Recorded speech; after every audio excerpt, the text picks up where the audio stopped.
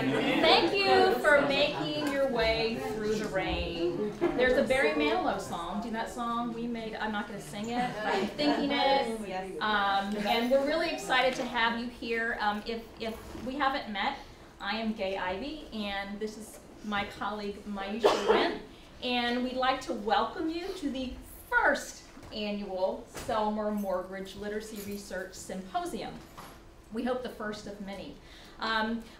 Not long after we arrived, we both arrived here last year, and not long after we arrived, we had the great opportunity to sit down with the wonderful Susan Cellmer and Tashia Morgridge and lots of other folks, where they were kind enough to share their vision and commitment towards these wonderful positions that we have, that they have, their families have so generously funded. And we couldn't think of a better way to honor these two wonderful women by starting this really wonderful symposium series with an emphasis not on literacy, not just on how kids learn to read and write, but specifically about what literacy can mean for children's lives. And we feel like we have secured a very first speaker who... Unless I run away real quick. that vision. So I'm going to turn it over to Maisha. Okay. Thank you so much, Gay. I just want to add a little bit to that vision. While our speakers will primarily be in the field of literacy, what we're also hoping is to get people who cross disciplines. So what's so awesome about having Haas Dyson here as our first speaker, she obviously speaks to early childhood educators. She speaks to methodologists who are interested in case study methodologies. She also speaks to teachers, so we're really excited about her cutting across all of these different areas. And I just have to tell a little story about Anne before I bring up Fahima, who's going to do the formal introduction. I can't do the formal introduction. I have to tell a story. Is that the chocolate bunny story, is it? No, I won't tell the chocolate bunny story. So for the sake of full disclosure, Anne was one of my professors when I was in grad school at Berkeley. And everybody wanted to take her highly coveted qualitative research methods class. The only thing was she offered it on Friday from 4 to 7 p.m. And I thought, this is really cutting into my social life. I don't know if I can take a class on Friday nights. However, I got there and I was so glad that I had a spot because there were all these people waiting to take the class and begging to get in it. It was at maximum capacity. And we were just like, wow, people really are here on Friday from 4 to 7 because they wanted this class. And I'll never forget one night I had some ridiculous plan to catch a plane to go to Portland to party with some friends who weren't in grad school, and it was ridiculous. And we were having this really good class, and it was like 6:59, you know, and Aaron said, you know, maybe we should just keep trudging through. And somewhere, like, out of my mind, I said, no! And then I was like, oh, I said no to Haas Dyson, and it wasn't very good. And she was so gracious, and she said, okay, well, you know, we can just come back to this next week. I said, okay, we'll come back to this next week. But Anne always was just so incredibly patient and wonderful with us. That was an amazing group, and when I think about where everybody is, I mean, people are scattered across the country. Wayne Yang was in that class. He's at UC San Diego. He's doing all this really exciting work. It was a very exciting time at Berkeley. Ernest Morrell was there. He's at Teachers College. Jeff Duncan Andrade was there. And so Karina Hoxone is at Wash U. And so Anne was a part of this force that was happening at this time. And when you look at where everybody is and where everybody has been planted, everybody is blooming, and everyone has come through her and come through her course in some kind of way. And so I'm just so grateful to have had her mentorship. I still have my qualitative research binder from her class because it's the most meticulous binder I've ever kept in my life. It's just beautiful. Plus it cost a mint. With color-coded Post-it notes, right, before we had our qualitative research software. So without further ado, I'm going to invite Fahima Ife up to give a formal introduction. Fahima is a second year, I almost said first year, but you're a second year grad student, that was fast. Fahima's originally from Southern California, but she moved here from Atlanta where she was a middle school teacher. She's also teaching the secondary English methods class for the second semester for cohort I, and she's been a wonderful addition to the CNI family. So Fahima, thank you.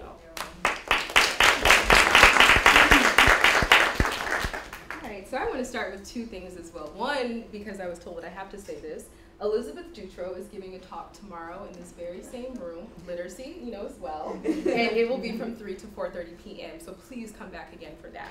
And I also have a story. I met Haas Dyson for the first time at the National Council for Teachers of English conference last year, and when I met Anne, I think I just introduced myself and I said my name, and then I said, I'm working with Maisha Wynn. And she says, well, that makes you pretty much like my academic granddaughter then, because I worked with Maisha as her professor. So I think it's wonderful. And I have another story as well. When I contacted Anne and just asked for her input, what do you want me to say? She was so humble. And I hope that, I don't know, I just think that humility, it means something. And I didn't feel like that would give her work justice, so I still wrote something very formal to share, and not just what she told me to say, which is the last sentence. I did include it.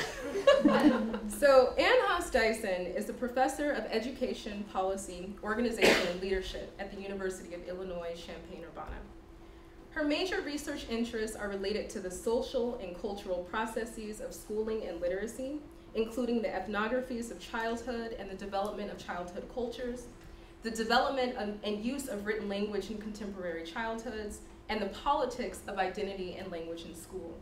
Her current research centers on the intersection of literacy and childhoods. In 2012, Professor Dyson was named Early Literacy Educator of the Year by the National Council of Teachers of English, NCTE. In her recent publication, Rewriting the Basics, Literacy Learning in Children's Cultures, Dyson examines what are the basics of writing, how should they be taught, and what do they look like in children's worlds. It is my honor to introduce and welcome Professor Anne Haas Dyson.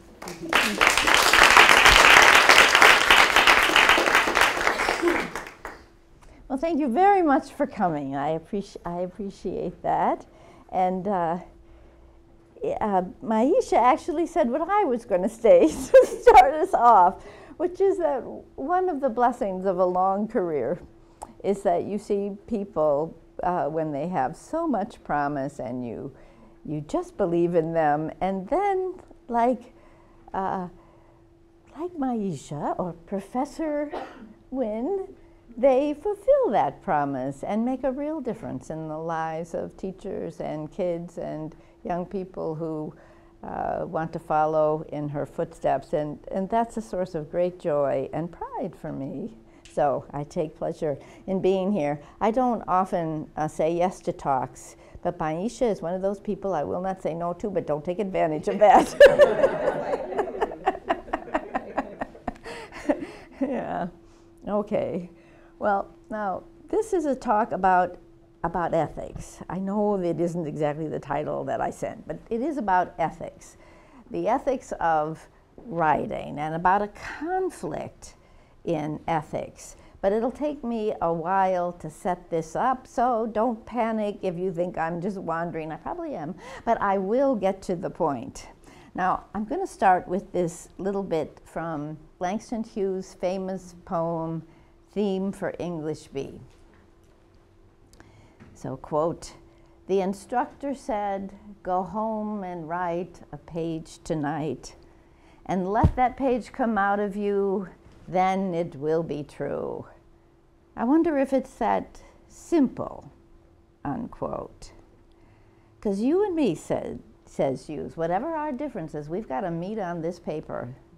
You are here because I'm writing for you. I'm dragging you into my text. It's that idea of writing as embedded in relationships that is very important to my own thinking about literacy. And I'm going to bring that perspective, that idea that writing is never a lonely, well, it can feel lonely, but at its essence, it's not a singular person show. And I'm going to bring that perspective to classrooms for young children, especially the so-called at-risk. It's just another term for the ever-present culturally disadvantaged, economically disadvantaged, you name it, it doesn't go anywhere. And the latest version is at risk. Children are children that are so labeled are receiving the most structured, the most scripted instruction in, of all things, learning to write. It's hard to believe. So what they're supposed to do, beginning at 5, is to learn the traditional skills like spelling and punctuation that would allow each child, each 5-year-old, to express their personal truth on paper. Now, this is not as simple as it might seem, and just in case that seems simple to you, it is in fact one of the first things you have to do is to teach children that when the teacher gives them those inviting, clean, blank sheets, and maybe even luscious big markers, maybe even ones that smell, they are not to invent worlds, and they are not to play with their friends on that paper. They are to work. More specifically, they are to write, draw if you must, but write the truth and nothing but the truth, so help you nobody. They are to go boldly forward and put their mark on the page. Be brave, young writers, be rugged individuals. Consider, for example, this kindergarten in a small urban area in another state that considers itself part of the upper Midwest. It's one of 2 sites for this study that I have done on the basics of child writing. Now, the children are all from a low-income neighborhood, and they are all African American. Now, Miss B is a diligent, hard-working, caring teacher, and she works hard to teach her children to write just as she is directed to do so in the mandated curricular guidebooks. In fact, a consultant from that writing program comes around to make sure that she is doing that program right. Doesn't know her kids from Adam, but wants her to do that program just as it is laid out in the curriculum. That's the way to equity, apparently. Now, Miss B's children are to learn basic skills, so the letters and the sounds, where to put those capital letters and where to put those periods, and they're to apply those skills in self-expression. They are to craft their own true experiences on paper, and by week 5, they are to be writing words.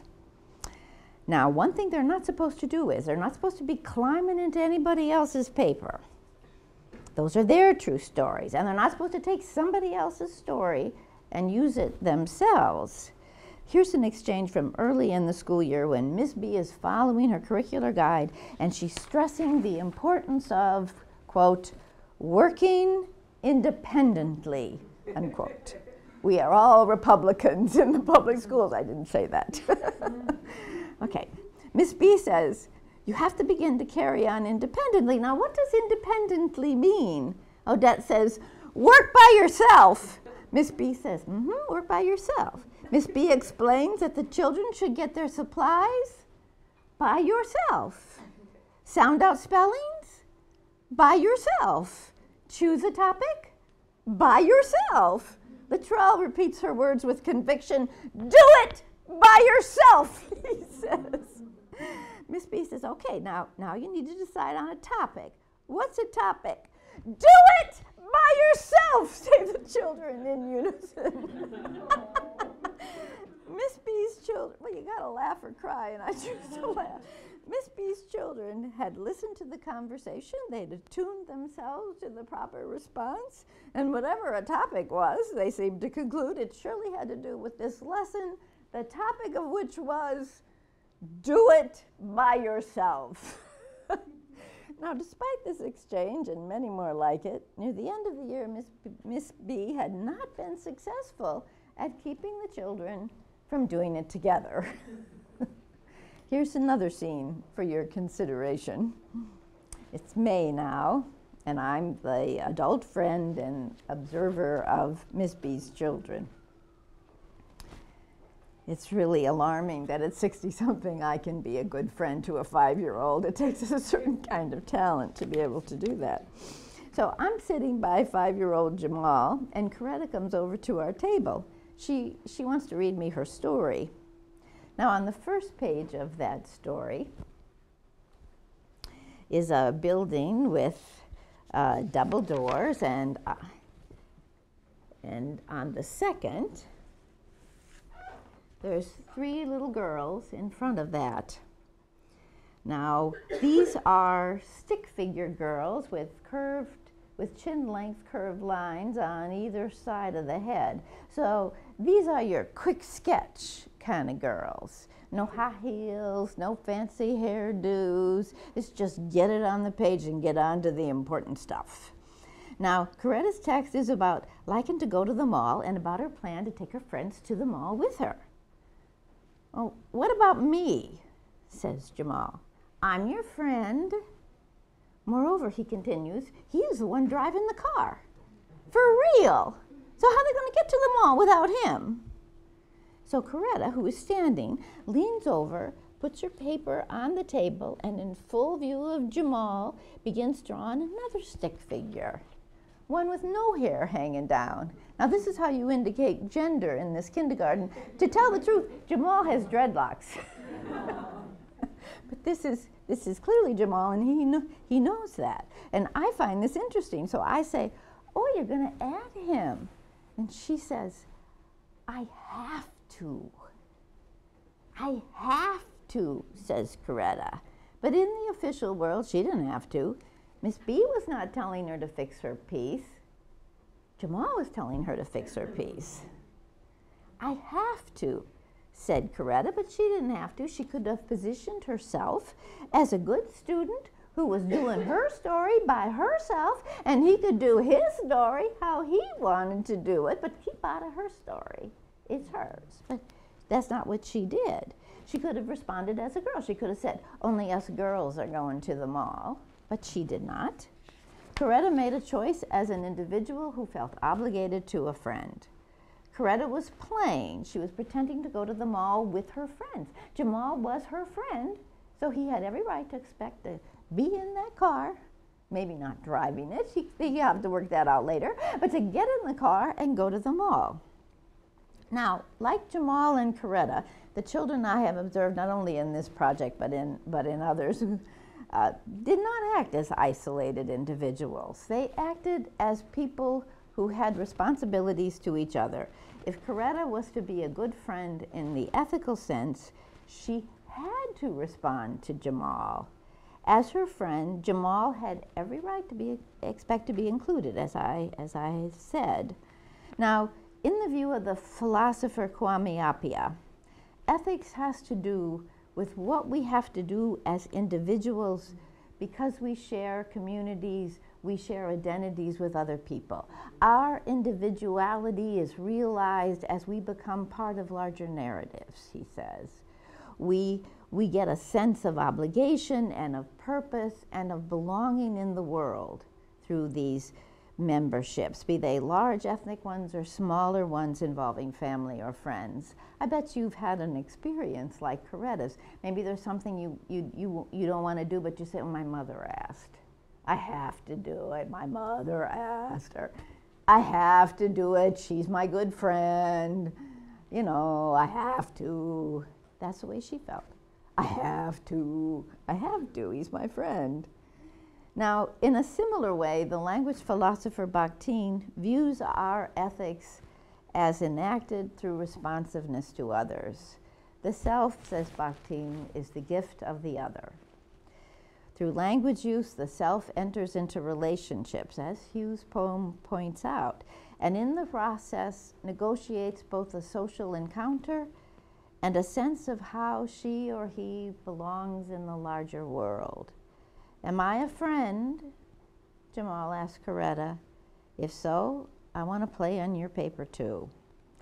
So I want to write about ethics, the ethics that govern official writing programs for the young and those enacted in the unofficial or peer lives of child cultures. Now I'm going to illustrate a potential ethical gap between official and unofficial worlds, and primarily with data from Ms. B's kindergarten. Now, just to provide a larger context for this project, the project itself took place in Ms. B's room and in another project site of first grade taught by Ms. K. Look how how it's running off the page. Come on back over here.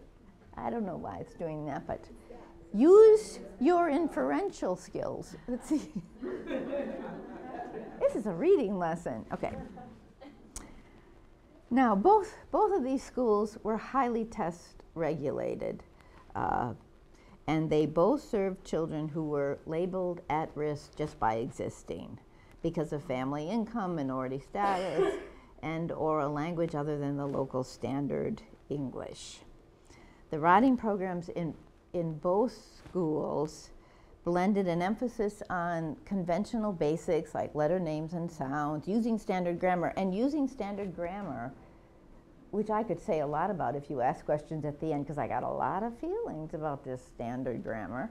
But using standard grammar, I mean, these are 5-year-olds. They're using standard grammar with an emphasis on the writing process and the production of what Miss K called life stories. Now, this emphasis on conventional basic skills was really more felt, more tense in the kindergarten because it's been pushed down now. So in the early 70s, I was a first grade teacher, which I think shows sometimes. But at any rate, I know that there's a certain, nobody else wanted to teach first grade, but I did. I thought it was fun. But there's a certain amount of tension about it because they have to learn. Okay, the first grade teachers are off the hook.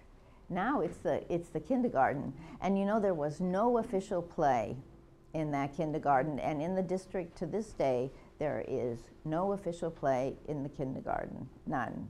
Zilcho. If they behave when they eat, maybe they can go out for 10 minutes and run wildly about. But that's it. That's it. And if they should wiggle too much or have a very appealing little, you know, weapon-like carrot and carry that forth, forget it. No play for you. You've already had your play. So I'm gonna concentrate on this kindergarten. Over the course of at least an academic year in each site, I used ethnographic methods to probe. I want to get to my research questions. What are the basics of child writing? Now, you could take those, and I did, off the district documents, but I also looked at what actually were the enacted basics. Where did the teacher put her attention? And then I asked what ideologies or beliefs about childhoods and about language undergirded those basics. Why are those the basics? And then I asked, how did the children themselves interpret these basic lessons? What were they concerned about? Now, within those larger questions, the ones that focus this talk is, in the official world, what is a good child expected to do, but more accurately to be? I'm not talking necessarily about a good writer, but somebody who's behaving, who's being good. You don't steal somebody else's stories. That's not what a good writer does. You have to be good. And you'll get in the kindergarten these very explicit lessons. They hold in the first grade too, but they're very explicit in the kindergarten. So even though I'm talking about little kids, I think this goes all the way up. Now, in the unofficial worlds, children also had expectations for what the good child should do during writing. They had their own idea about, well, that's not nice. You're not my friend. You know, they had their own sense of ethics. So with those questions, I asked about the notion of goodness in the writing programs. Now, as I said, this is a big, complex project whose ultimate aim was to contextualize the basics in children's lives and ultimately transform our notions of them. Nothing like being ambitious. Now, there are a lot of strands to this project, including those dealing with the multimodality of children's composing. That'll be obvious in some of the examples I share. I'm interested also in the nature of children's voices when people say, what do you have to say? And they say in their home dialect. If it's a stigmatized version of the dialect, that's not what you're supposed to say, and that'll start in the, now that we've pushed everything down, that'll start in the kindergarten.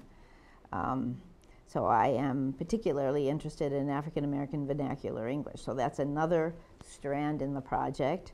And then I'm interested in these moments of tension between adult and child taste. In case you haven't noticed, you and a 5-year-old laugh at very different things sometimes. You know, like the word bottom. They love the word bottom, it just makes them laugh. But I assume you can get through life without giggling at bottom. It'd be better for you. Okay, going on now. Giggling break now. What? Let's just take a giggling break now. Yeah. So at any rate, this is a big project, but today I'm going to get at it through this ethical lens, this ethical gap between the official and the unofficial worlds, and then I'll conclude by considering how this gap and the larger project helps us transform the basics. And if you have any questions about other strands of the project, I'll be happy to answer them. Again, I'm focusing on the kindergarten because they are the most inexperienced in the school, and they are getting the most explicit lessons on ethics. Truth be told, though, the dramas in the first grade lend themselves more to storytelling. They have the planned but only pretend parties. They plan them, they never happen. I have a big section in my book on this project about love in the first grade, declarations of love, it's reciprocated love, and the fun of someone hating you when you love them dearly, and how much fun it is to read about that.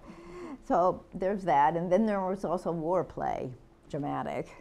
So those are all things I've talked about, but today I'm going to be good, or at least talk about being good. Now, to understand this ethical gap, we have to remember that the classroom is not a singular place. Its times and its spaces are made meaningful through the enacted official and unofficial values and beliefs. So children's identities include being students in the official classroom world. And sometimes I think that's all people care about, is children in relationship to their future. But actually, children are also peers in their experienced childhood at that moment, and I consider that the most important. That's where I really put a lot of attention, trying to understand the nature of kids' experience world with other kids. So I'm going to study the different ethics in the official and unofficial. Unofficial, I just mean child-governed world, and this is how I did it. I studied the field notes to identify the nature of teachers and children's corrections of perceived ethical violations. I'll give you examples. The children's were more in the language like, that's not nice, or they do something that leads to, you're not my friend, or you're not coming to my party. Even though they don't have birthday parties for the most part. It doesn't matter. It's just that saying that. You're not coming to my birthday. Nobody says, well, you don't have parties anyway. You don't do that. You just feel bad. Even if it's a pretend party, you kind of wanted to be invited. The participant modes, okay, so I looked at this and then I looked at this. The participant modes are the ways in which members organize their interaction with each other, that is, the social order. Now, ethics are tied to the social order. You can't look at one without looking at the other. And I can explain that to you very easily. We're organized right now so that I'm standing up here, and you are all out there, and if all of a sudden you started talking to each other, I would say, geez, they got really jerky people here. I mean, gee, talk about rude. You know, I would think that because the social order is in a certain way and you were violating it. Now, if we were in small groups and people were supposed to talk to each other and one brave soul ventured something forward and everybody else just stared at them, I also would think, that's not very nice. You know, there's a certain social order, a certain social expectation, and this person is being a jerk. Now, let's say I put you in little cubicles, and I surprised you. I said, well, Maisha said that, Maisha and Gay said that for this new symposium, I should give quizzes about a third of the way through. So, take out your paper, and then I put you all in a little cubicle, and you were supposed to concentrate on your own paper. And then maybe you started whispering, what do you think she wants? What is she doing? And I would say, no cheating, no talking, no cheating, because you would be violating the social order. So the social order and the ethics of the situation, as I looked at the kids, I saw them as connected. Now, Coretta and Jamal have already suggested the possible tensions between the official and the unofficial world. Officially, children were in relationship to the teacher. They are supposed to be responsible and follow the teacher's direction, and that direction includes telling your individual truth. So the issues that arise have to do with ownership and truth. Taking what's not yours and lying, basically lying. Now, it's like the kids were in these cubicles with these old computers. You know, they don't even have computers at the schools where I work, but it's like we might as well put them like this. Just put them up like this. And maybe you've been in classrooms like this anyway. They put up their books so they can't see over. And you just think, well, this point of this is what? You know, it's just nuts. But the idea is do your own work. Don't look at somebody else. Put your truth on paper. And an exciting truth it must be, living like that. Now the children were more likely to organize themselves playfully around writing. It's as if they were on a textual playground a lot of the time. Here they are in a local playground. But imagine it's a text, and as I'll show you, they're playing together on the text. They're not supposed to, but that's what kids do. They play.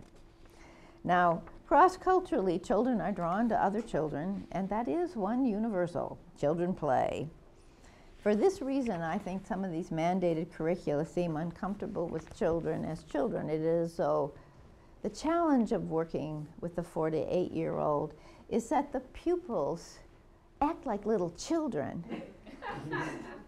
They're just so childish. No wonder we have such trouble with them. Ain't it the truth, though? I mean, that's true. Okay, so let's start out with the place of the child self in the official writing curricula. I gotta up the speed here. I'm going too slow. I'm not even halfway through, but don't panic. I'll talk faster. Throughout the, okay, so I'm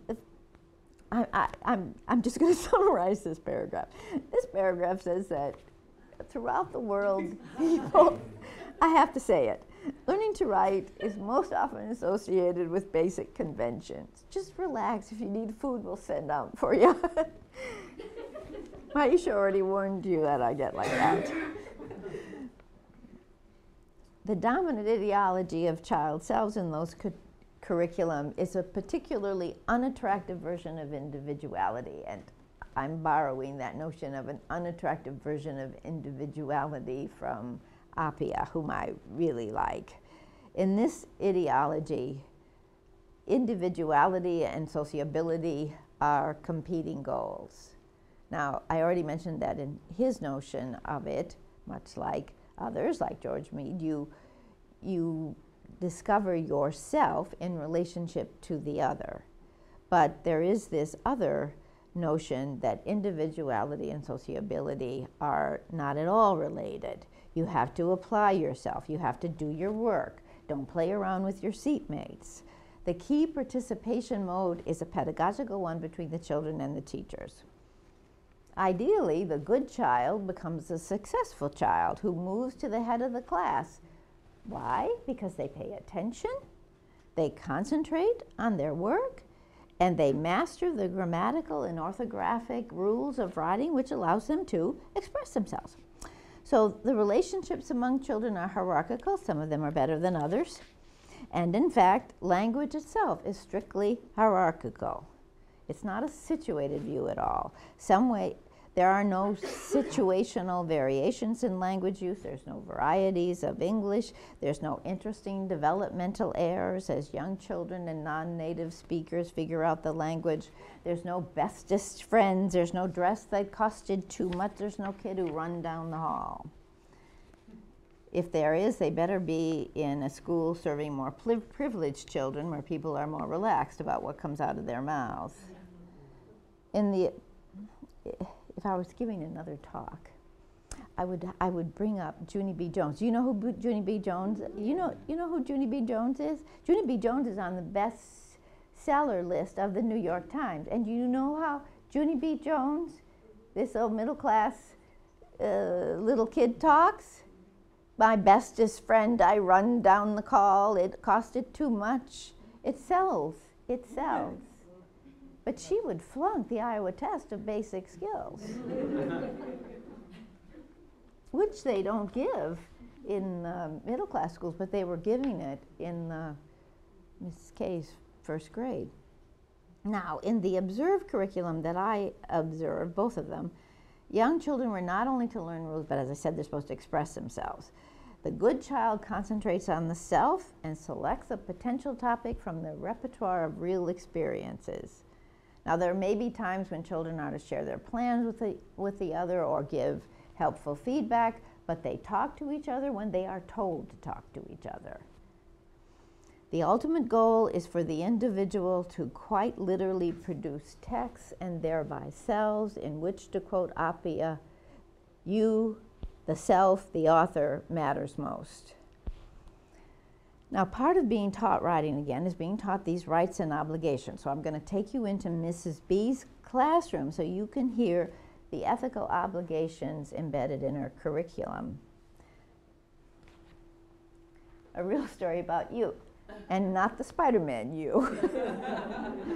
Now, I think that we'll chuckle a little bit. I obviously chuckle, but I'm not chuckling at Miss B didn't like this curriculum herself. Yet that she is put in this situation. She has somebody visiting her to make sure she enacts this curriculum. She is not left alone. Some of the teachers in the district are left alone, but not this teacher. This is a school under a consent decree.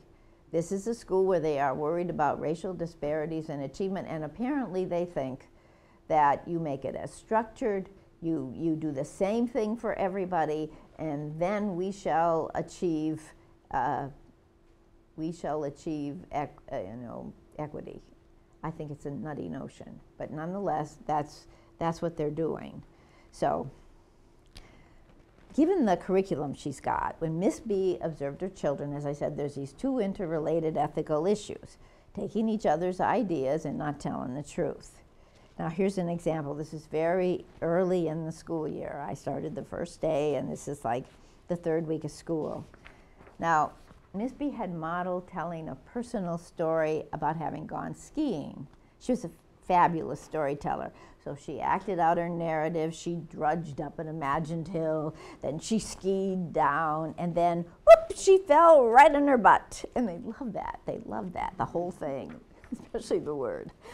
The children laughed hysterically, and when they went to their work tables, many imagined themselves, you know what, doing? Skiing down and falling right on their bottoms. The problem was not one of them had ever been skiing. So Miss B says this. She knows this will not please the consultant when she comes by. So she says, a lot of you copied my story. That is not good.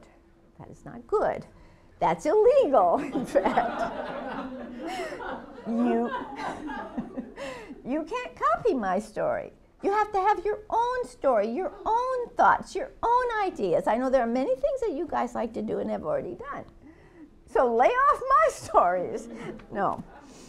So again, Miss B is approaching her children as writers who have ethical obligations. They're not to take other people's stories. That ethical problem is tied to the problem of truth. And that problem of truth is not helped by SpongeBob, Hannah Montana, who was not yet dead, Spider-Man, and other, I teach a course on popular culture, otherwise I wouldn't know that kind of thing. When the students come with some things like twerking, I think, oh God, I have to talk about this. I'm too old, I'm too tired, spare me, but I go ahead, I'm game. Okay, continuing on. They watched these characters on TV, they talked about them, and given half a chance, they drew them. Unfortunately, they were not true characters.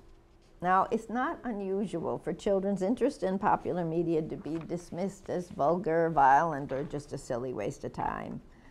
But from the point of view of the writing program, the problem was truth.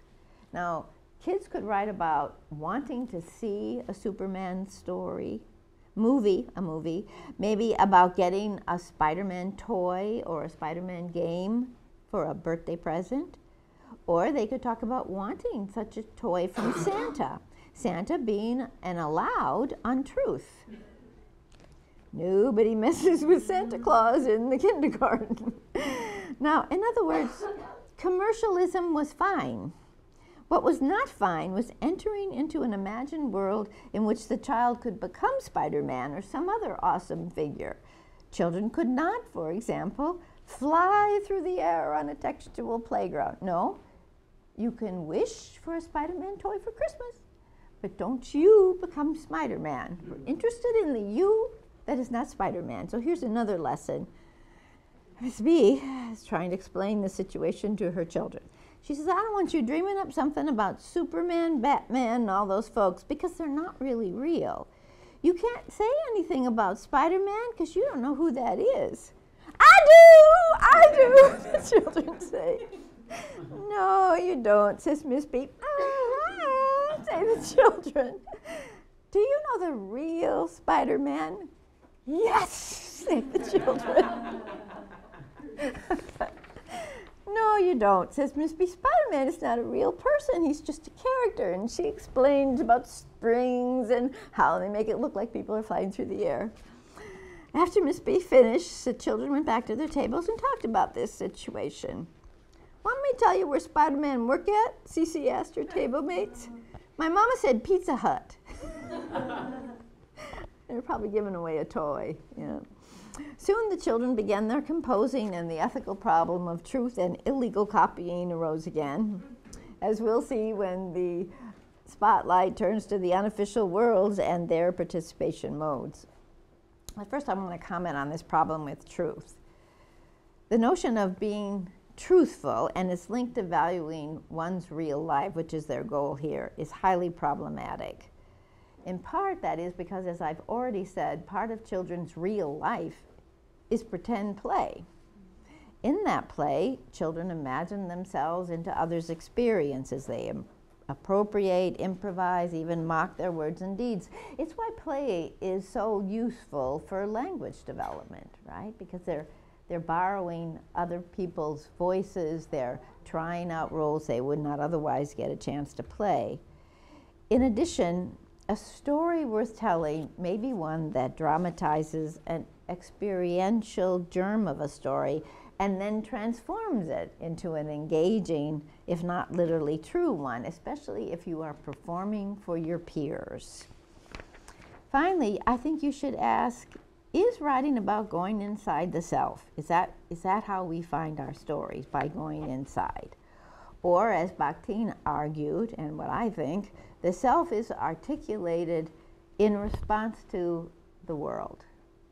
You have to look beyond yourself so that there's nothing inside if there's nothing outside. It's a response. Even those of us who as academics might do this.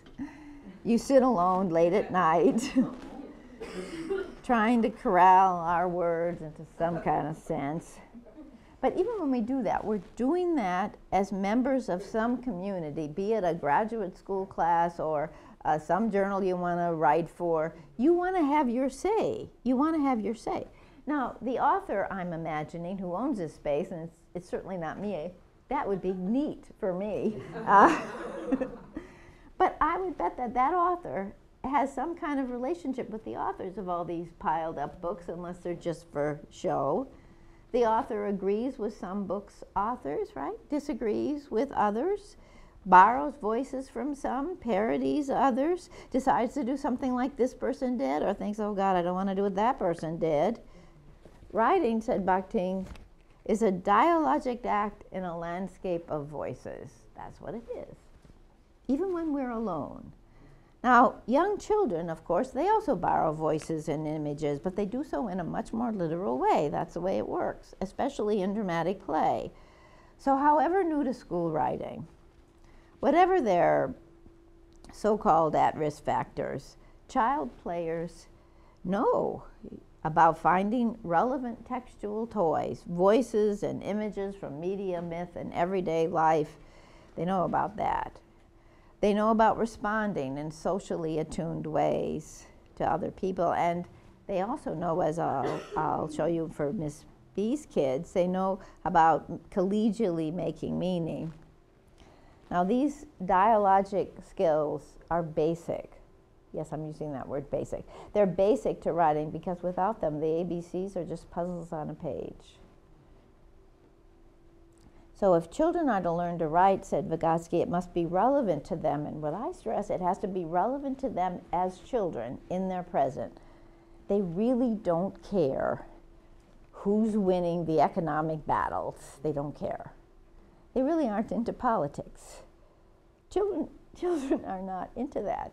They want to enjoy their presence just like you do. It has to be relevant to them. So now let me give you some examples of writing in the unofficial curricula. I got this off the web, of course, but I love this picture because you know where I would be if I was in this room? I would be right back here. Look at those little girls. I don't know if you can see them, but see there's something going on there. And see, he's interested. I'd be back there. I'd be on the corner. I'm so blessed that I can still do this work so old, you know, but I seem to be able to. I can get right up there. And I'm so curious, what the heck are they doing? You know, I want to know. I'll be right up there. I feel like, oh God, it's my lucky day. It's my lucky day. All right. Now, children's agency and their relationships with other children are central to unofficial child cultures in school. Now, when I say child cultures, I mean these shared social activities or practices for making meaning that children make up in response to the world around them. Their playful practices certainly take advantage of what's available in the official world. They use writing tools. School provides them with seatmates, and it certainly gives them information about writing. But unofficial worlds also take advantage of unofficial resources, like their shared knowledge of local pleasures, like shopping malls and public parks, their knowledge of media figures, and shared social practices, especially storytelling and pretend play. It's these resources, as they contextualize their ventures into writing, that make that symbolic activity relevant to them as children. So if we're going to think of writing as social activity, as a kind of play, then the issues don't have to do with the unencumbered self, but with the responsive self. Things like who gets to play and who's left out. Issues like appropriateness of representation. I don't look like that.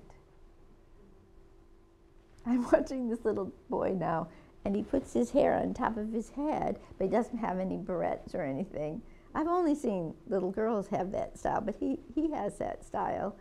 Well, sometimes, I think his mom usually braids his hair, but that takes a lot of time, and sometimes she has a new baby, she just plops it on top of his head.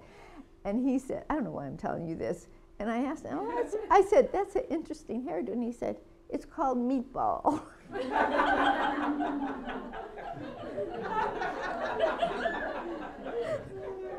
It's called meatball. I just love that little boy. It's called meatball. Okay, so it's okay, you know, because a boy can have a meatball on his head if he wants to. as he explained to the girls who were wondering about that hairdo. So let's go back to Miss B's room, and I'll show you some examples of issues, just two. Oh, I got some other things. I guess I was gonna show you some of the things that caused a choreography of text or interrelationships among children. It's long been my feeling that you cannot understand one kid's writing unless you see what's going on at the whole table. You can't pull one kid out. I think that's kind of an error in assessment too, that you think they're on some linear line and you can pull it out and understand, and I don't think you can, because what this one does is may well be related to what the others are doing on that instance. So I tried to come up with ways of thinking about the kinds of social order. So I came up with things like collegial, which is just an informal interest in what others are doing, sometimes leading to rounds of storytelling and a sharing of topics. And I have an example of that, which led to this copying trouble. Coordinating is a deliberate decision to coordinate, to show you're affiliated with each other. Like the other day in a classroom, some kid said, "Come on, guys, let's write about Bigfoot." You know, and that was really popular. Let's write about Bigfoot. They're deliberately doing the same thing, the way kids might deliberately put their hair the same way or deliberately want the same kind of shoes or something. Another is complementary, where kids take reciprocal roles. So this is that birthday party play I found so interesting. So if I, as author, invite you to my pretend party, then you, as author, better write that you're coming, or I'm going to get mad. Others were collaborative improvisation. This is when what I write is a direct response to what you just wrote. I saw this mainly in that war play, so that when Manny wrote that the girls would lose, Tiana wrote they were tough girls, T-O-F-E. We are tough girls, and they would not lose. And, you know, they were just dueling writing. It was fabulous, actually. And then less common but interesting were pedagogic, which dominated in the official world, where a kid provided solicited or unsolicited help. This was often related to a power play. And performative, where one child would cast the others as audience for whatever they were doing, especially if they thought they were funny, which others may not have thought, but I was a very reliable audience. I always think they're funny. So first, let's go to these collegial relations. Now, as I said, collegial relations are the least complexly organized, but they're pervasive.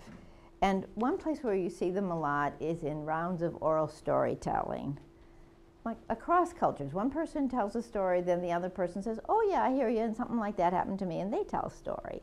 And you get this. So I'm first gonna have you listen to the kids doing this in the kindergarten, and then I'll show you the same thing happening during writing time. So imagine kindergartners Alicia, Odette, and Della. They're coloring a picture as part of their reading activity. The picture is captioned, "A cat scared of a bat." Not real exciting, but they make it exciting. Odette says, "Guess what? In preschool, there was some birds in the lunchroom. I seen some birds on my food." And they go, "Peep, peep, peep." "Well, guess what?" says Stella. "I've seen some birds in a store." "Oh my goodness," says Odette. She's always saying that. "Oh my goodness." And Alicia says, "Me too. They were up in the ceiling, peep, peep, and they came flying down. I tried to catch it, but it flew back up." Odette loves the idea of flying, so she said, "And then I was starting to fly, and I tried to fly up and get one," you know, and they're going on and on and on. So peeping birds in schools and stores and flying birds and a flying child. When community participants take a discursive turn, their utterances borrow from and respond to others. So in that way, not only are their turns dialogically linked sociolinguistically, but they're also building connections among themselves. There's a social connection with others when you share stories. Now, during writing time, this oral responsiveness could link with graphic responsiveness. So asked to draw and write a real story, the children did not necessarily have a topic, but they had this evolving conversation and this play with ideas. individual productions could come together and then veer off. So here's an example. Now this example actually happened right after Miss B cautioned them about not writing about flying superheroes, which was a problem.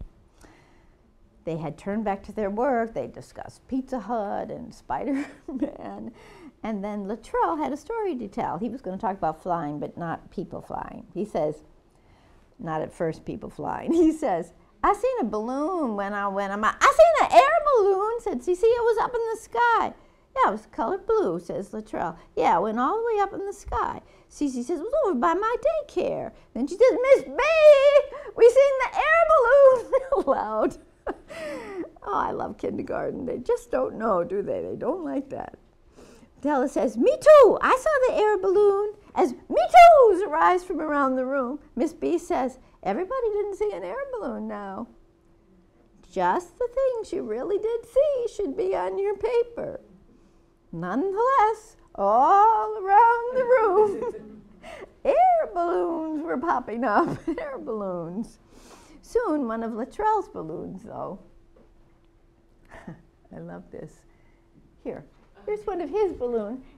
You can see that it sprouted petals and became a flower. And this one grew appendages. And it was originally a balloon, but then well, here it is. And then it got a body, and it gets these appendages, and this becomes him flying in the air.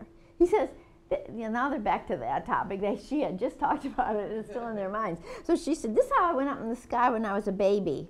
My mommy threw me up in the sky. I couldn't come down. I didn't know I couldn't come down. I didn't know I could fly. And then a robot catched me. Robot conveniently located. So in the end, children at Luttrell's table, in fact, all around the room, had drawn air balloons because they had seen them, or because they wanted to see them, or because they wanted to show that they knew what an air balloon looked like too. You're not the only one who knows about air balloons. And Luttrell, whose products were very fluid, moved from a flying air balloon to his own flying through the air, saved by a conveniently located robot. This was a true account of what was happening on his paper, but probably not a true account of what happened when he was a baby. Although you never know, I watched a little kid once named Jamil. He was a singing scientist, is how he called himself. He was in first grade, and once he tried to explain to me that what was fake was real. That it's fake, but it's real. You know, it's got a material existence. I thought the kid was brilliant. You know, it's fake, but it's real. It's a real fake thing.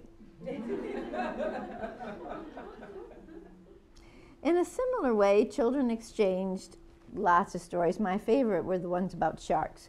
Getting bitten by sharks in the lake. Did you know there were sharks in the lake? Sharks in the pool. And my absolute favorite, getting bitten by a shark that came up the drain in the bathtub. Oh my God. Officially, if papers had the same ideas, then a logical conclusion was that the children had copied. But they didn't copy. You can't call that copying. They're not copying. They conversed, and that conversing shaped their composing. In short, conversational storytelling was a practice they understood, and it was a resource. It contextualized and guided their entry into official composing. Now, on the one hand, the children's imaginative play and social responsiveness, as I just said, could be viewed as basic to authorial action. They were composing in response to another's voice on what they viewed as a very compelling topic. Their responsiveness could conceivably be channeled into more specific relations, like that between performers and audience members, through classroom sharing times, which I think I like to see every day, or authors and actors through an author's theater, or official collaborators. They could jointly compose on one paper. On the other hand, children's sociability, their linking of their individual papers into a social network of ideas and relationships, could simply be viewed as unethical. which is how it was viewed in the room. It's unethical, it's copying. Now, to get to that conclusion, you would have to have in the back of your mind the idea that each kid is in a cubicle, right? Because to say what's going on here is unethical is just unethical from my point of view, not on the teacher's part, but on the part of our conceptions of how it is little children learn. Now, one last basic participation mode I want to mention, one strongly linked to issues of reciprocity, representation, and inclusion, was complementary relations. Now, complementary relations are common in childhood, especially in dramatic play. Children take different roles, complementary roles, if they're going to act out a scene, right? If there's going to be a baby, there has to be a mama. In nascent form during writing time, these relations could involve only one child and an aggrieved other. That's the case with Jamal and Coretta, right? Coretta wrote, but Jamal felt like, well, I want to roll in that too. I'm driving the car. I'm going too. But he wasn't actually writing. So in the more complicated ones, not only children's roles, but their individual texts were complementary. They were related. Violations of expectations for reciprocity definitely led to hurt feelings and sometimes to explicit corrections, but people don't like it. So here's a, I'm going to give you this example. I think this is my last example. It's from early in the school year. Now, Alicia had already been through the kindergarten once. It took her a long time to figure out what the heck was going on in this kindergarten, and so they had her do it again. So that's the way it goes for some of the kids. But nonetheless, she knew about playing on the paper together, and she was quite put out when Jamal, who'd been so upset by Coretta, but later in the year, this is early in the year, but Jamal did not respond appropriately to her. Now, here's what the collective topic is this day. It's mermaids. Mermaids, yes, you can see where their mouth is? They're in the water. See, this is Alicia looking at the mermaids, but here's the mermaids. Here they come, the mermaids. Here's a short little mermaid. Here's the mermaids. Now, Alicia now Jamal is also making mermaids, but he has made a big point of telling the table that he is, I'm a mermaid, but I'm not a girl mermaid. I'm a mermaid, but not a girl. So Alicia makes this row of mermaids, and one gets a J. You can see she's working on a mermaid. It's a J. This is Jamal. So, and then she tells him, okay, that he needs to put her and her name in his picture because he's in her picture as a mermaid. But he doesn't do it. So Alicia takes his paper and she starts to show him and he grabs his paper back. And now she's really mad, and she says to everybody on the table that Jamal didn't want her in his picture. But he's not moved, he's not doing it. He has a complaint of his own. Alicia has misrepresented his identity. He is a boy mermaid. Now, all of Alicia's mermaids look pretty much the same. It's like her usual people, except their bodies are longer. They have circle heads out of which emanate. The neck goes right down to the body, and they're sort of rectangular, and they have these short little appendages. That's how she usually makes people at that point. But Jamal is not pleased, especially this is him, and that one's more triangular than rectangular, and he said, hey, you got me in a dress. And Alicia says, no, I didn't, no, I didn't, no, I didn't, no, I didn't.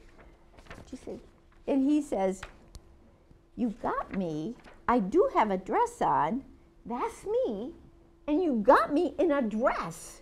That's not a dress, that's boys' pants.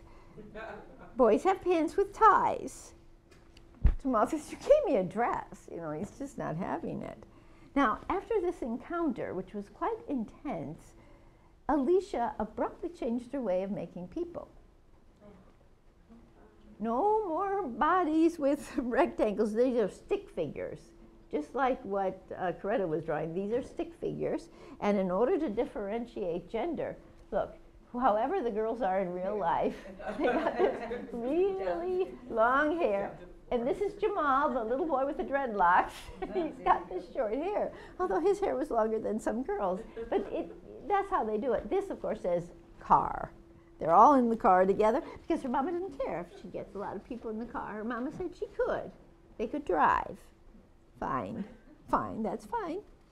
Now, Alicia's objection was grounded in a sense of reciprocal obligations for inclusion, right? I did this to you, now you should do this for me. But Jamal had an objection of his own about how she had misrepresented him. So the children's encounter revealed tensions in their sense of the ongoing social event and moreover an ideological positioning. The child declaring the self as a boy mermaid had different sensitivities than the one who could adopt the usual dominant line about mermaids. They're girls. This tension led Alicia to, quote, a more deliberate use of organized material expression, unquote. That's from Bakhtin's colleague Volosinov, that we learn to participate in the world when we put ideas out there, we put words, but those words are going to reverberate, those images are going to reverberate differently for the other, right? So we then come back to the self. We have to be more differentiated. We have to rethink what we're doing in order to join in the social and intellectual life around us. That idea of joining in the social and intellectual life around us is Vygotsky, but I think this is a way of thinking about how that's happening, and it puts the power in the group, in the individual, as finding the individual self among others. And when you see how what you do reverberates among others, it can be just miserable. But nonetheless, it leads you to reconsider, to rethink, in order to have a more satisfying relationship with the other.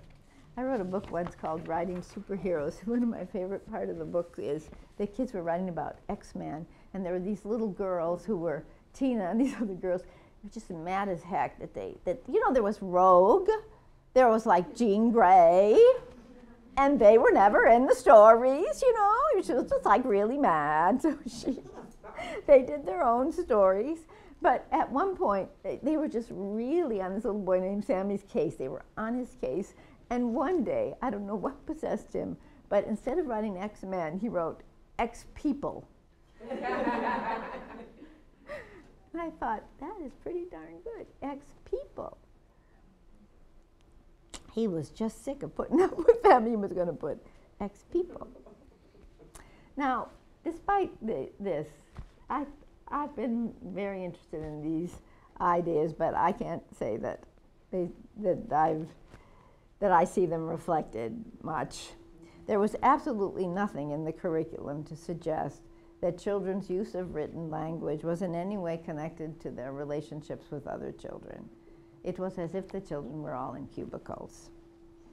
In fact, the blanket admonition against copying could lead the children to adopt a competitive rather than a communicative stance towards each other. Near the end of the year, the children would sometimes evoke the rule against copying if Miss B had just been talking about it. But then the children would accuse the other of copying as if they were telling them, I got it first. You know, like what they say about a ball out on the playground? Yeah, I got it first, and that should settle things. I got it first.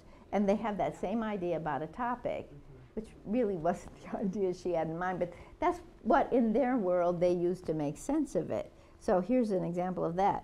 One day in May, the kindergartners were to write their plans for the summer. The children at Luttrell's table had very similar plans. So Luttrell starts writing, and he's orally saying out loud, I go to the park. So it's something like IGTP. And then Cece, she starts writing, the girl into Pizza Hut and Spider-Man, she starts writing about going to the park also. And then Precious says with great joy, "Me too, y'all.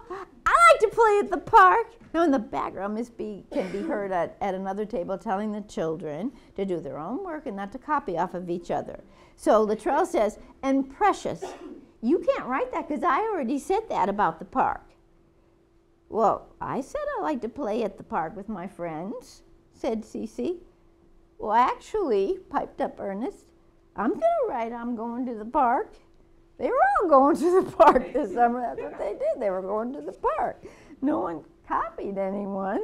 They helped each other with spelling. It just happened that they were planning to spend their summer at the park. What are you going to do? What I think is ironic is that when the children appropriated the ethical rules of the official world, when they tried to write the literal truth, their texts were the least unique. Their inexperience as writers and their emerging understanding of curricular demands for realness could reduce elaborate stories to simple statements of "I like this" or "I go there." This was especially so for Latrell. He tried very hard to be and to do good. His mama was telling him he did good and he wants to be good. That's what he told me many times.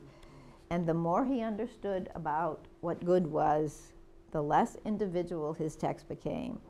So Latrell, this little boy who flew through the air to be caught by a conveniently located robot, became just another kid swinging at the park. Now, not all the kids did that. There's this Odette. You remember Odette who flew after the bird? She was just incorrigible. Let's see. Now, she and Precious are playing at the park. It's that same thing. But then look at this. "Then we fly home." And how do they fly home? Look at their hair. With their hair out like this. She acted it out for me. I just really laughed. But I was thinking, don't pass that on. It's just one of my very favorite pictures ever. Just look at that hair. It's just like wings. I like this too, "Then we fly home." So to close it all up now, learning to be, I don't know why this is so oddly positioned, but it's learning to be an ethical participant in one's world, the basics. When schools, be they traditional or progressive, teach children that writing is a set of skills, that's all it is, or a tool for inner expression, when they don't allow for regular sharing times, they misrepresent the nature of composing, which is carrying on a conversation with the other.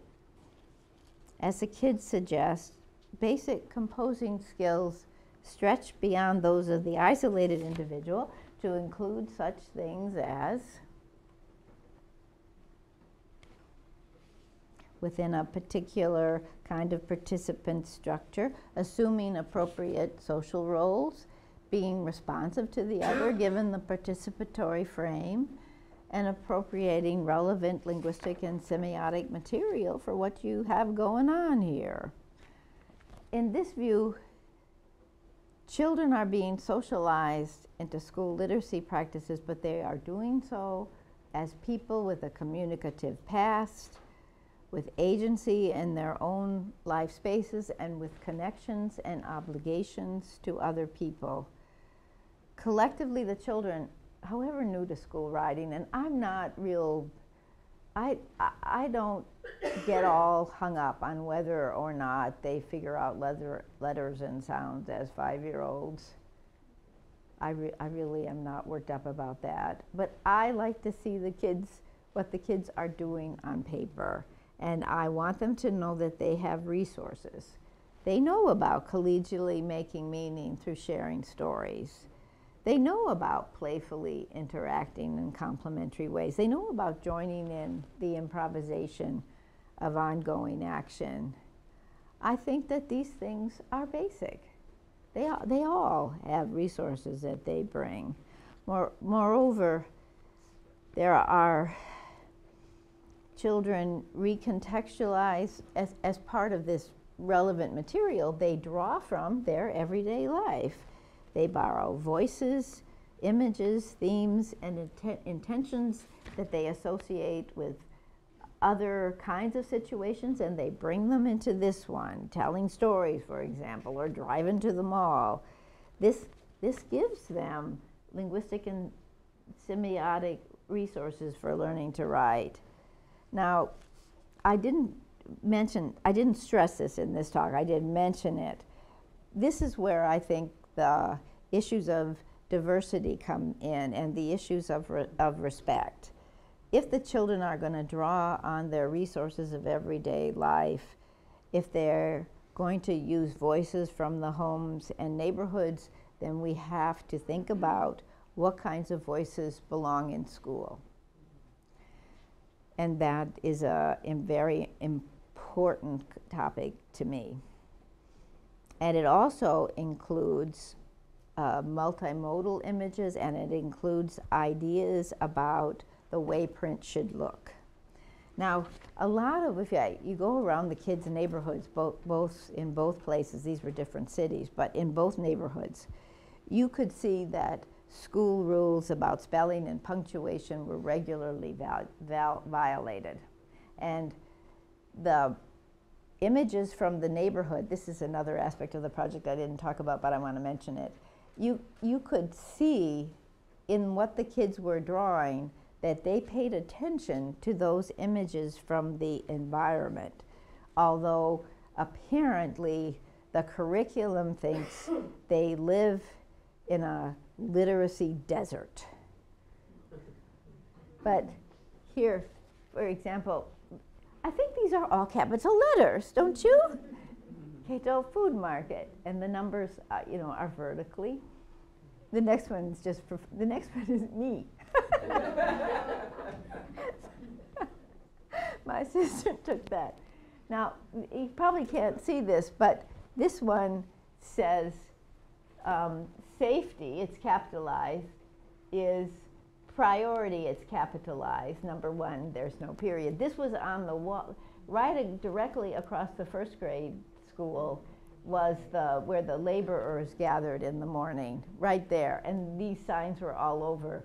And the kids saw them. So I don't know why we ignore the world. There was a little boy named Ezekiel in the first grade, and this goes back quite a ways, but I think he just retired. But do you know who AI is? Alan Iverson. Yes. Yes.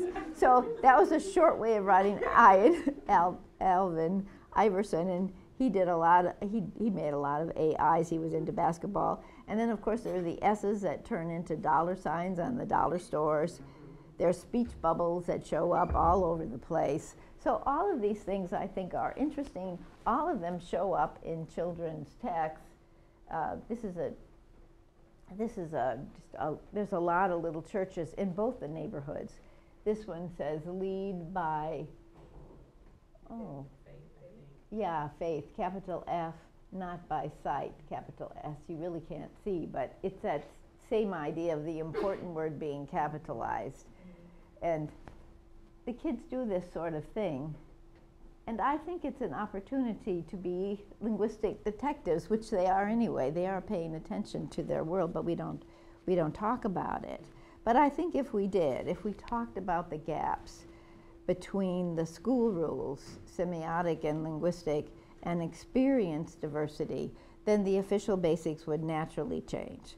If these basics were enacted, look, one little boy insisted on writing street names in all caps, and the teacher couldn't cure him of that. And I thought, look out the window, I wonder why he does that. So these were my transform basics, but I'm going to have to read it to you because you aren't going to be able to see it. If these gaps were to be visible or even acknowledged in the official world, then traditional writing basics would be transformed from following rigid surface level rules to flexibly adapting linguistic and semiotic resources, choices of content, text features, or symbols, even grammatical style, for participation in the event at hand, right? And I'm saying the foundation for this is when children come together to produce meaning in collaborative and collegial ways. That's the foundation, I think. In my view, there is no child without school resources, among them this tendency to play and to tell stories. I think our job as educators is to build on what children do and what they know. We want them to bring all their resources, their ways with words, their understandings of stories, their imaginations, their social inclinations. Our lessons do matter. We teach children about elements of the written system. We introduce them to new kinds of text. But we have to give kids agency, some space to make their own use of composing. We don't want schools to be irrelevant to children's lives as children. I can't tell you how sad I am when I hear, I'm out of the Bay Area now, but when I was in the Bay Area, I kept in touch with many of the parents. And a lot of the kids that were so full of life and language and play in the early years dropped out of school, got into drugs, did something else. So, you know, this idea that if they would just learn the basics, if they would just learn the phonics, then they'll make it. These kids were all marvelous composers by the time they got to the third grade. They were fabulous. That wasn't why they were dropping out. They were dropping out because of issues of diversity, of tensions. I remember this marvelous little boy called Manuel, who's in one of the, I think the first book I did on my own. It has a horrible title, but Multiple Worlds of Child Writers and blah, blah, blah, blah, blah. But nonetheless, I have colored pictures in it. I paid for those colored pictures in the first editions of it because this little boy, he was just starting to write, but the sense of narrative and his ability to produce a detailed image was so fabulous. I'd never seen, nor have I seen since, a little fella so talented in that way. And that was in the mid-'80s. I knew him in the 2000s when I was getting ready to leave Berkeley. One of the last days I was there, his mom called me. She didn't know I was leaving, but she just wanted to talk. And she said that